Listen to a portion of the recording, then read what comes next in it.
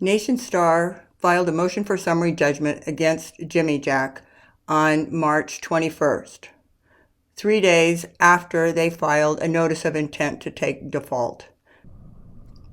Notice that Nationstar filed a motion for summary judgment only against Joel and Sandra Stokes as trustees for Jimmy Jack.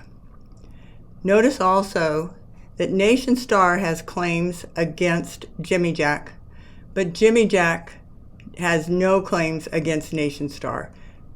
Joel and Sandra Stokes, as Jimmy Jack's trustees, only had claims against Bank of America ever in the case. Never against Nationstar, never against Nona Tobin as an individual and trustee of the Gordon B. Hanson Trust. And so you'll notice, as I show you these documents, that there are a lot of little sneaky tricks that are so pervasive in this that it is impossible to see them as innocent errors. Defendant in intervention counterclaimant Nationstar Mortgage LLC moves for summary judgment on Joel A. Stokes and Sandra F. Stokes as trustees of the Jimmy Jack Irrevocable Trust, Jimmy Jack, claims for quiet title, cancellation of instruments, and injunctive relief. Nationstar also moves for summary judgment on its counterclaim for quiet title and declaratory relief. This seems like it's okay, they're just making a motion for summary judgment like they always do. But the trick is, and the duplicity of it, is that they're claiming that they're having a motion for summary judgment on only one of the parties, and they're making a motion for summary judgment on claims that were never lodged against them. The claims for quiet title, cancellation of instruments, and injunctive relief. Joel and Sandra Stokes lodged those complaints against Bank of America, never against Nationstar. And second, when it moves for summary judgment on its counterclaim for quiet title and declaratory relief, it is doing this for the sole improper purpose of getting rid of me.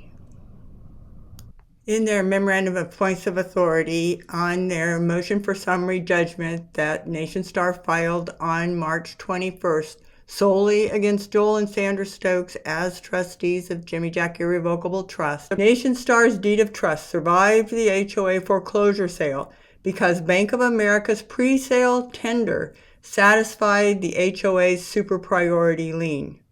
Nationstar seeks an order under its claim for declaratory relief that Jimmy Jack took its interest in the property subject to Nationstar's deed of trust. Seriously, this slays me. These attorneys have done a zillion of these cases, and this is so much BS, and they know it. Nationstar's deed of trust, my ass. Nationstar had no evidence whatsoever in the record to say that this deed of trust was theirs. The deed of trust that we're talking about, we'll refer to as the Hanson deed of trust. And Gordon Hanson made this loan from Western Thrift in 2004. And this deed of trust that originated at $436,000 had $389,000 balance on it when the borrower, Gordon Hanson, died. Now, Nationstar does not own that note. That $389,000 is not owed to Nationstar. They know it, and they know I know it. And so that's the reason they're trying to get rid of me, by these little judicial jujitsu tricks.